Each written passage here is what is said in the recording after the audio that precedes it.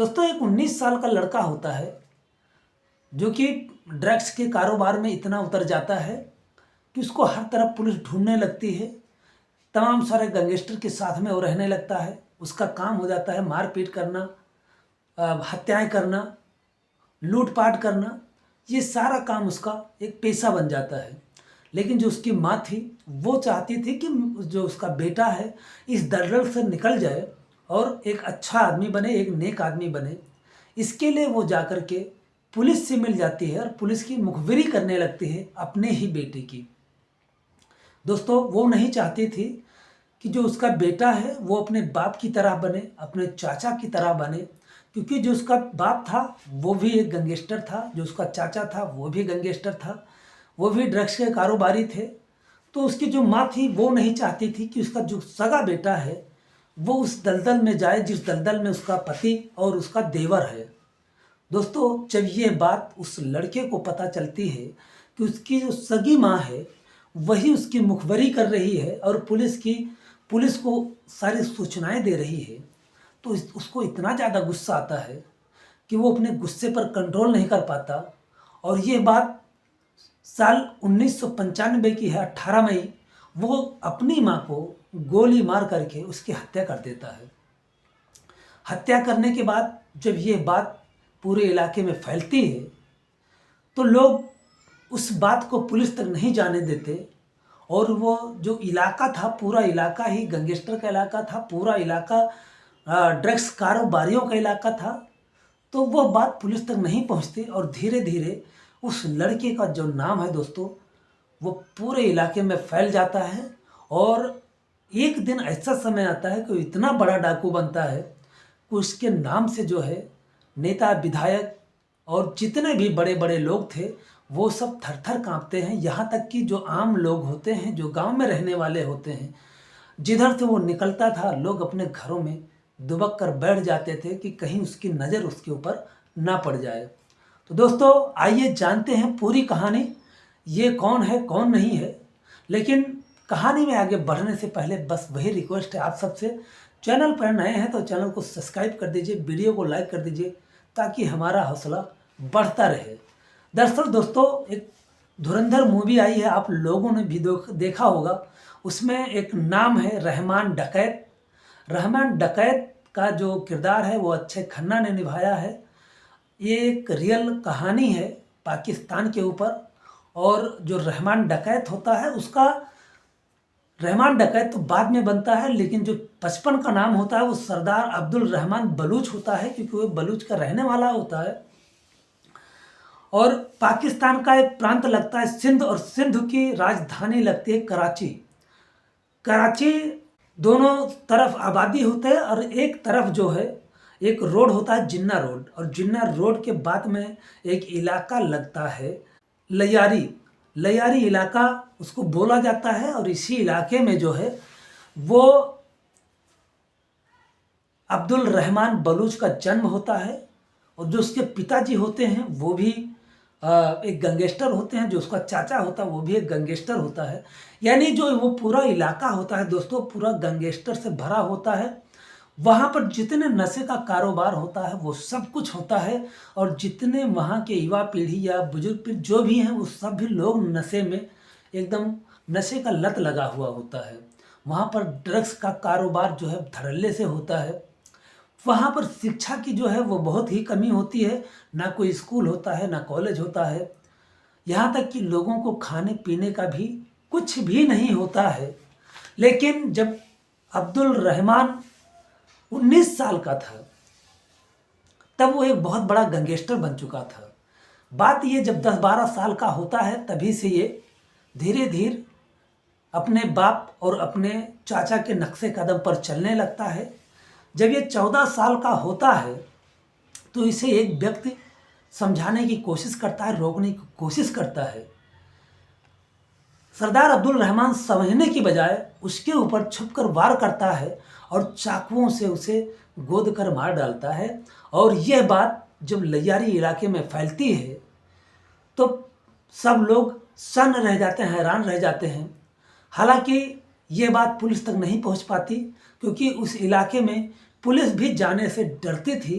और लोग आपस में ही सुलह समझौता कुछ ले दे करके उसके जो बाप होता है, जो उसका चाचा होता है, वो को ले दे करके परिवार वालों को और सुलह समझौता कर देते हैं।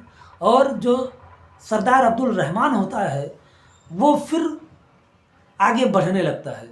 इधर जो इसकी माँ होती है वो बहुत चिंतित रहने लगती है, क्योंकि जो उसका बेटा था वो गलत रास्ते पर जा रहा था, वो जो उसका शौहर था वो भी गलत रास्ते पर था, जो उसका देवर था वो भी गलत रास्ते पर था। अब उसके बेटे की बारी थी, वो नहीं चाहती थी कि जो उसका बेटा है वो भी गलत रास्ते पर जाए। अब उसे कुछ समझ में नहीं आ रहा था वो करे तो क्या करे। तो वो एक रास्ता अपनाती है, एक तरीका अपनाती है कि क्यों ना अपने बेटी की मुखबरी की जाए और पुलिस को इसकी सूचना दी जाए।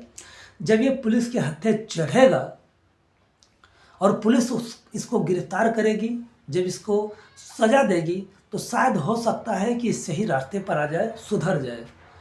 दोस्तों, जब सरदार अब्दुल रहमान बलूच को ये बात पता चलती है कि उसकी सगी माँ जो है वही उसकी मुखबिरी कर रही है और पुलिस को सारी सूचना दे रही है, तो वो गुस्से में इतना आग बबूला हो जाता है कि वो अपने गुस्से को कंट्रोल नहीं कर पाता और 18 मई 1995 को अपनी माँ को गोली मारकर उसे मार डालता है। और यह बात पूरे इलाके में आग की तरह फैल जाती है।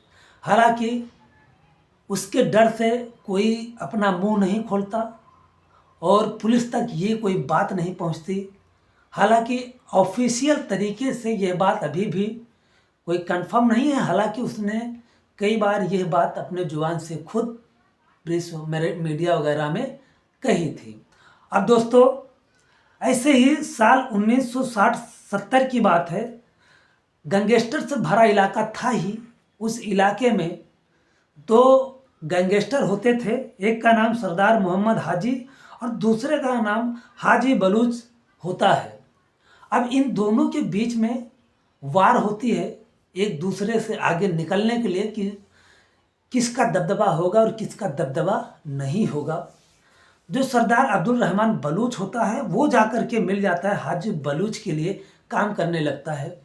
अब जो हाजी बलूच होता है वो जब ये रहमान उसके गैंग में शामिल हो जाता है, सरदार मोहम्मद हाजी कमज़ोर पड़ जाता है और उसके बाद एक दिन अचानक पुलिस जो है वो सरदार अब्दुल रहमान बलूच को गिरफ्तार कर लेती, वो जेल चला जाता है।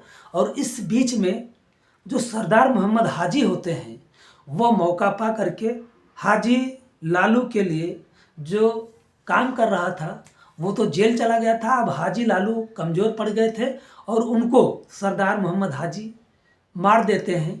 अब उनका एक बेटा होता है अशरफ, वो उस गद्दी पर बैठना चाह रहा था, लेकिन जो सरदार अब्दुल रहमान बलूच होता है वो सोच रहा था गद्दी खाली हो गई है तो उस गद्दी पर मैं बैठूंगा। और जेल से जब उसको पेशी के लिए ले जा रहे थे तभी मौका पा करके पुलिस के हत्थे से वो भाग निकलता है, वहाँ से भागता है और भागने के बाद वो बलूचिस्तान में जाकर के छिप जाता है। 2.5 साल तो वो जेल में रहा था। जेल में कई सारे गुण, कई सारे पैतरे वो सीख लिया था। इसके बाद जब वो बलूचिस्तान में जाता है, वहाँ पर अफ़गानिस्तान का भी काफ़ी दबदबा था। वहाँ पर जाने के बाद वो और काफ़ी सारी चीज़ें सीखता है और सीखने के बाद वापस वो फिर लैयारी आता है। लैयारी आने के बाद वो उस गद्दी को हथियाना चाह रहा था जिस गद्दी पर उसका जो मालिक था यानी हाजी लाल जो मारा जा चुका था, उस गद्दी को हथियाना चाह रहा था। लेकिन हाजी लाल का जो बेटा था वो खुद चाह रहा था मैं उस गद्दी पर बैठूं। और इन दोनों के बीच में दो गैंग बन जाती है और दोनों के बीच में काफ़ी गोलीबारी होती है और काफ़ी लोग मारे जाते हैं। लगभग मीडिया की मानी जाए तो लगभग 2000 के करीब लोग इन दोनों के गैंग के बीच में मारे जाते हैं। और दोस्तों, एक एसपी होते हैं जिसका नाम असलम चौधरी होता है। वो सोचते हैं मैं इस इलाके से जितने गैंगस्टर हैं उनको मैं ख़त्म कर दूंगा, समाप्त कर दूंगा। और वो ये बीड़ा उठाते हैं कि सबसे पहले जो रहमान डकैत है उसको मारूंगा, उसका इनकाउंटर करूंगा। और एक दिन जो रहमान होता है वो असलम चौधरी के शिकंजे में फंस भी जाता है, उसको गिरफ्तार करते हैं और गिरफ्तार करते ही कई सारे नेताओं का फ़ोन कॉल आता है, उनका दबाव बनता है और असलम चौधरी को रहमान को छोड़ना पड़ता है।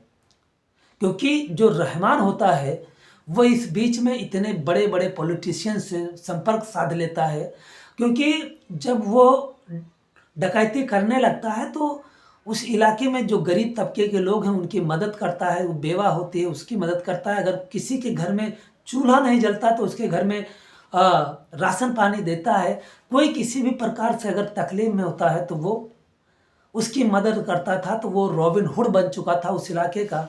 तो इसलिए जितने भी पॉलिटिशियन होते थे वो उसके इर्द गिर्द घूमते रहते थे, क्योंकि वो जिसका भी नाम ले लेता था चुनाव में उसकी जीत हो जाती थी। दोस्तों, इसके बाद साल 2009 का एक वाक़या है जब असलम चौधरी को एक बार फिर मौका मिलता है और वो रहमान डकैत को इनकाउंटर में मार देते हैं। और यह बात पूरे लैयारी में आग की तरह फैल जाती है, पूरे पाकिस्तान में आग की तरह फैल जाती है, एकदम सन्नाटा सा छा जाता है कि रहमान डकैत जो है वो मार दिया गया है। और फिर एक दिन एक बम ब्लास्ट में जो असलम चौधरी होते हैं वो भी उसमें मारे जाते हैं।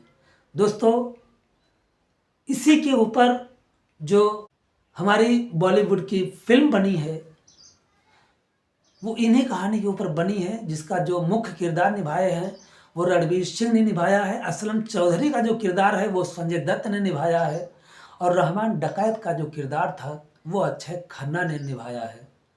तो दोस्तों, ये रही कहानी। आप लोगों को कैसी लगी हमें कमेंट सेक्शन में ज़रूर बताएं। कल मिलते हैं किसी नेक्स्ट वीडियो में किसी रियल स्टोरी के साथ में। तब तक के लिए जय हिंद, जय भारत, नमस्कार।